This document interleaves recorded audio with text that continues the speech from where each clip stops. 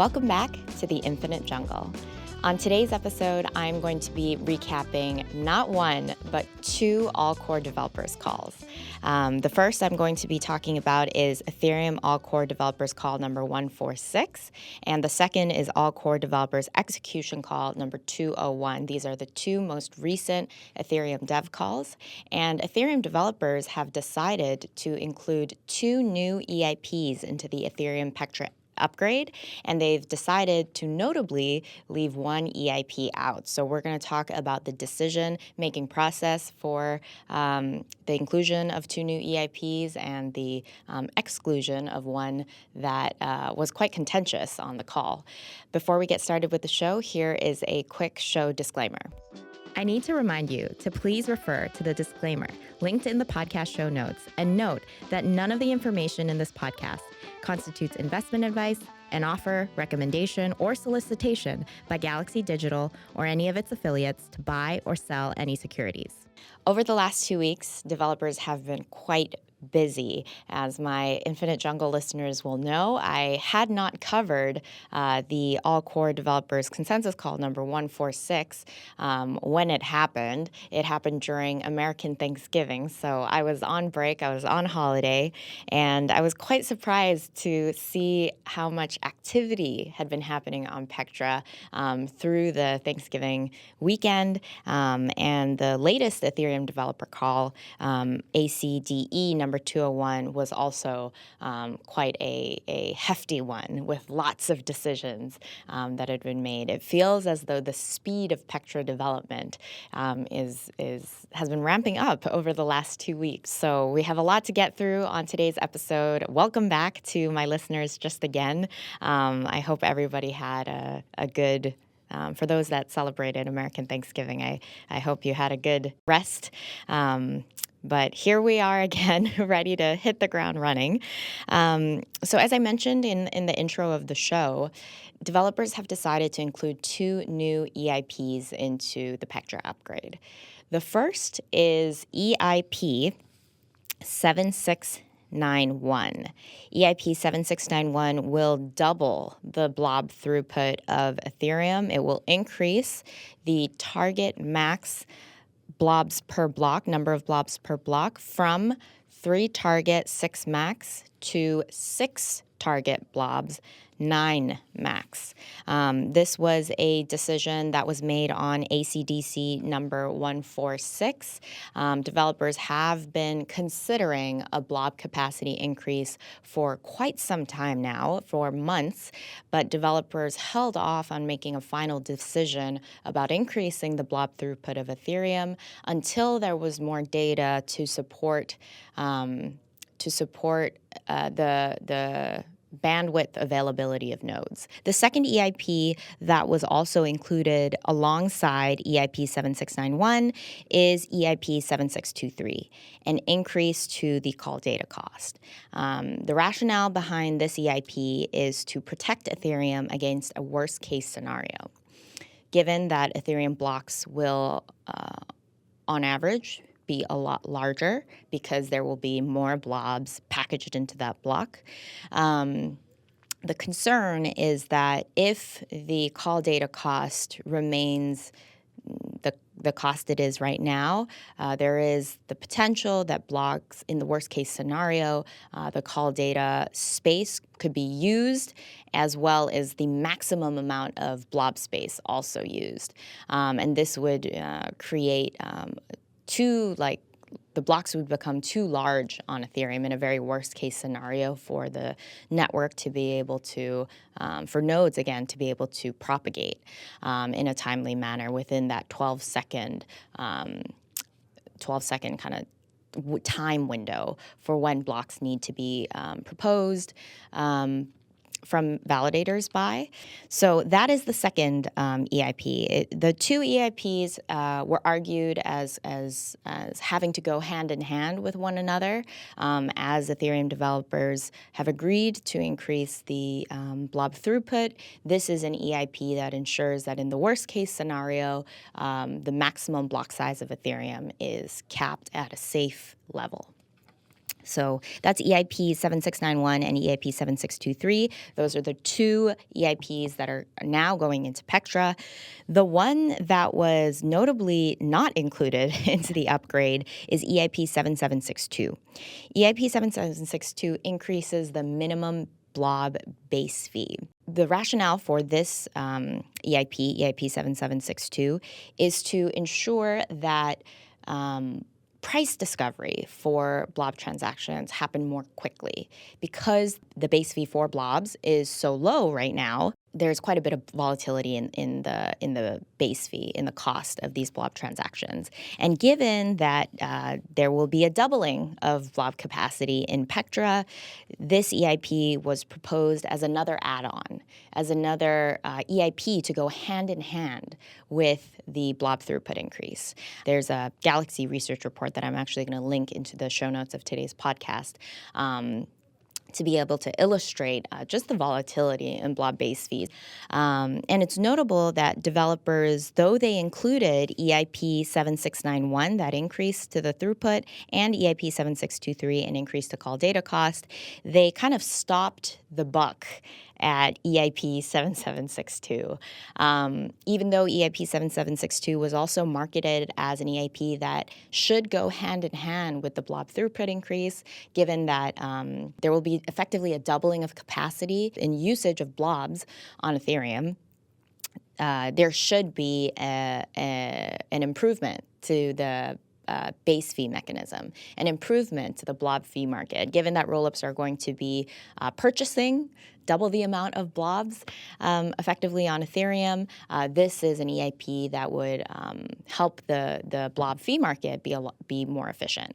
And even though that was the argument, developers, given scope creep, given concerns around the Pectra upgrade timeline, kind of drew the line at just including two new EIPs, but kind of made the decision not to go any further and to not include EIP 7762. And it was a fairly contentious decision. I just want to quickly go over how the decision was made to include and not include one of these EIPs. On ACDC number 146, developers did discuss, do we include an increase to Blob throughput, and what should it be? The study done by the Ethereum Foundation's ETH Panda Ops team suggested that either an increase from 3.6 to 4.8 or an increase from 3.6 to 6.9 would be fine. It would be something that the network could handle in a healthy manner. There was one developer that was opposed to an increase of 6.9. Prism developer POTUS mentioned concerns about increasing and doubling the Blob capacity so radically. He recommended that developers go with a more conservative increase of 4.8. However, I would say that POTUS was in the minority there on the call. His opinion was not shared by most of the developers on the developer call. And when the moderator of the call, the chair of the ACDC calls, Alex Stokes, he's an Ethereum Foundation researcher, recommended moving forward with an increase to 6.9 instead of 4.8. There wasn't additional opposition from POTUS. Alex had asked, it sounds as though the majority of voices suggest that a 6.9 target max increase is something that we should go with. Are there any oppositions to this? And despite the concerns that POTUS had raised, there wasn't, further objections, which is why developers, I think, moved forward with that decision to include EIP 769 into the upgrade and to increase the Blob throughput to 6.9 to use those values as the ones going in for Pectra. So that's how developers ended up moving forward with EIP 7691. Now, Developers then did discuss, should we include EIP 7623, which is the EIP that increases call data cost, right after that discussion. And through this discussion, there was also one developer that was kind of in the minority from what the majority of voices were saying on the call. So most developers on the call was in favor of including EIP 7623, or at least didn't show strong opposition to it. This time, Geth developer by the pseudonym Light Client, he was the one who was strongly opposed to including another additional EIP into Pectra. And one of his rationales was that developers had recently seen a major bug, a major failure on the Mekong testnet, and so Pectra specifications are clearly still in a stage where a lot of work needs to be done on it, and inclusion of yet another EIP is certain to delay the upgrade. So that's why Light Client was opposed to EIP 7623. However, unlike the discussion and the way that the discussion flowed for the increase to blob capacity, when Alex kind of took the sentiment of the room and said, it seems as though most people on the call, the broad consensus is to move forward with EIP 7623, move forward with the increase to call data cost. Is everyone okay with that? Is there no opposition to this? Light Client spoke up again. And so I think that continued voicing of his opposition is basically what caused Alex to say, okay, we're going to table this discussion, table this decision, and allow for further input from the execution layer clients on next week's ACD call. So kind of a key difference there is that in both of these conversations, there was one developer kind of in the minority, opposing what the majority felt like was the right thing to do. But in the former case, in the case of increasing blob capacity, when the recommendation from the chair was proposed, there was no opposition or further opposition. Whereas for the increase to the call data cost, there was further opposition shared from Light Client. And that caused Alex to table the discussion on the increase to the call data cost, at least that one, and wait for further input from execution layer client teams. These calls are differentiated between conversations focused on the consensus layer and conversations focused on changes to the execution layer of Ethereum. And now we move on to the most recent Ethereum developer call, ACDE number 201. Again, the topic was raised. Should we include EIP 7623 in Pectra? The decision to increase blob throughput has already been finalized. This is a conversation that had been tabled and waiting for further execution layer feedback. And again, Light Client was in the minority here. He was the only one really that was strongly opposing this EIP, and the execution layer client teams, all of them were in favor of EIP 7623, and they had affirmed that its inclusion would not significantly delay the upgrade. So after quite a bit of back and forth, the chair of the ACDE calls, Tim Byko, protocol support lead, Tim, he gave a final recommendation, and he suggested, given that most execution layer client teams and consensus layer client teams would like to move forward with this, why don't we move forward with the inclusion of EIP 7623 in Pectra? And this time, Light Client did not present further opposition to that decision. And so the decision went forward. That is how the two new EIPs, the decision-making on these calls kind of went down. Now on to the very final decision to not include EIP 7762 in Pectra. Quite a lot of conversation back and forth. This was presented as another EIP that would go hand in hand with the increase to the blob throughput. EIP 7762 would speed up price discovery for blobs, as I mentioned earlier in this episode. There was quite a bit of great arguments for it presented by Ethereum Foundation researcher Ansgar and a head of research at Consensus's Special Mechanisms Group, Max Resnick. Both of them shared quite a bit of strong rationale for how it would help the UX of the blob fee market, and that this is a feature that roll-up teams like Base and Arbitrum are in favor for. Light Client was, again, strongly opposed, though, to the inclusion of yet another EIP into Pectra. He had concerns about the Pectra timeline, but he also mentioned that he felt as though it was too early to start improving or making improvements to the blob-based fee market, which I didn't quite understand because developers are already making changes and improvements to the blob blob fee market. There are already and this was mentioned on the call as well, but developers are already kind of tweaking with blobs on Ethereum, both in terms of capacity and how the target and the max is set, and the sensitivity of the way that the blob base fee adjusts. All of these kind of adjustments and tweaks are already being made.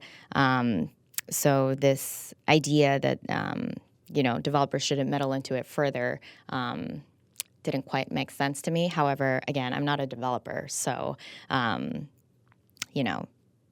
take my thoughts with a grain of salt on that front. But anyway, so Light Client was opposed, and he shared his rationale for why on the call. And so there was quite a bit of again, disagreement, conversation. And so Tim took a very similar approach as what Alex did on the prior call related to when he was trying to make a decision on the increase to call data. There clearly wasn't consensus because there was one person who was quite strongly opposed. So Tim recommended, okay, let's revisit the topic in a week's time. We'll get more feedback from roll-up teams on the urgency and the need for the EIP on EIP 7762. Let's make a decision on the next ACDC call. And this is very similar to what Alex suggested for the increase to call data. However, this time, developers were quite adamant that a decision should be made then and there, that developers shouldn't wait for another week, and that developers should continue on trying to finalize the scope of the Pectra upgrade sooner rather than later. That leaving the decision for another week is simply unacceptable. And so I think given the strong desire to make a decision right then and there, Tim said that there wasn't enough consensus, that the strong opposition kind of voiced by Light Client indicated that this isn't a decision that he feels comfortable kind of moving forward with. There is the possibility, of course, that developers could revisit and to include EIP 7762 into the upgrade again. But I think unless there is somebody to strongly oppose Tim's decision, EIP 7762 will continue to stay out. The way that most of the time decisions get made on ACD calls is if there isn't strong opposition and continued opposition voiced about a certain decision, then that decision stands. So this decision to leave EIP 7762 out of the Pectra upgrade because of the strong and kind of persistent opposition from Light Client, I think that will remain the status quo. That will remain the state of affairs on Ethereum until there is a voice or another individual to strongly, again, argue in favor of EIP 7762. And based on the lack of opposition, I would say, to Tim's decision on ACDE 201, I think most developers are okay with leaving EIP 7762 out. Though many of them argued in favor for the benefits of EIP 7762, there wasn't a clear individual on the call that, again, strongly opposed Tim's decision to kind of leave EIP 7762 out for now. And it will stay out, again, I argue, until there's strong opposition. All right, that was a lot of material in the last, I always say the last 2 minutes, but truly this is the last point now that I've talked about the decision-making for all three of them. And I hope it's illuminated a little bit how decisions get made on ACD calls and its governance process. Very quickly, timeline. How does the introduction of 2 new EIPs impact the timeline of Pectra? Very quickly, in my opinion, I don't think it impacts at least the timeline that I have shared with my listeners multiple times on these episodes. I still do think that April is the most likely target, in my view, for when the Pectra upgrade will go live on mainnet. Next Monday. So by the time this episode goes out, it will have been the Monday. This episode goes out on Tuesday. It'll be the Monday of that week. There is going to be a Pectra testing call. And on that call, developers are going to be talking about the launch of the next Pectra DevNet, of DevNet 5 and in the scoping for DevNet 6. To be quite clear, as I kind of briefly mentioned, there was a major bug identified in clients on the Mekong testnet, which is based on Pectra DevNet 4 specs. There was a lot of patching work that had to be done into clients, and for DevNet 5, there's obviously the addition of 2 new EIPs. There is continued work on the other EIP that developers had agreed to include into the upgrade shortly before DevCon, which is dynamically being able to set the blob target and max from the consensus layer. That's EIP 7742. So it's actually 3 new EIPs that are going to have to be tested on DevNet 5. There's the BLS repricing that should be tested on DevNet 5. There's still some continued discussion on the design of the transaction pool for EIP 7702. There was a deposit processing bug identified on Mekong, but developers also on these calls had talked about a kind of edge case scenario where somebody could trigger validator consolidations for another validator maliciously, and that's kind of an edge case related to max EB. So there's quite a few changes and a lot more testing that will have to be going into the next DevNet, which is why I don't think that it's likely that developers will be able to launch Pectra DevNet 5 this year before the holidays. If they do, they are going to have to leave out I think certain EIPs or certain aspects of the specifications that they will eventually want to test, like, say, the BLS repricing. If Pectra DevNet 5 launches this year, I don't think it launches with, the full scope of the Pectra upgrade. And it will mean that developers have to launch DevNet 6, another DevNet, with the full scope of the Pectra upgrade in the new year in January. So I maintain that it will probably be very difficult for client teams to be able to launch DevNet 5 with the most updated version of Pectra specifications, and that they will likely have to wait until next year to have robust implementations that incorporate all the new EIPs, all of the new kind of edge cases and new tweaks to designs for existing Pectra EIPs. And I think that process and that testing will happen in January and into February. I think February/March will also be probably an optimal time for developers to feel confident enough to start upgrading Ethereum's public testnets and look forward again to a hopeful mainnet launch sometime in April. Yeah, so that's the update for you, my listeners, on what the heck is going on in Pectra. I hope my episode will be perhaps a little bit lighter moving forward the closer we get into the holidays. But developers are clearly not stopping their work. They are making as many decisions as they can to try and finalize the Pectra scope. I think they're really trying to aim to finalize everything before the holidays and hopefully be able to launch with a DevNet that is fully, that fully tests out every single EIP in Pectra, which is now 11 EIPs in Pectra. Sometime in the new year.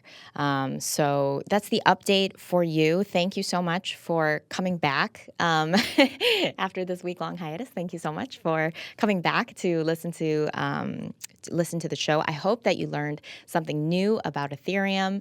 Please do stay tuned tomorrow for the episode with Probe Labs, where I'll get into the decision to increase the Blob throughput and kind of the data and research behind that. With founder of Probe Labs, Giannis. That show will be coming out tomorrow, so please do stay tuned for that. I am signing off from the concrete jungle that is New York City. In your explorations of the infinite jungle that is Ethereum, stay safe out there.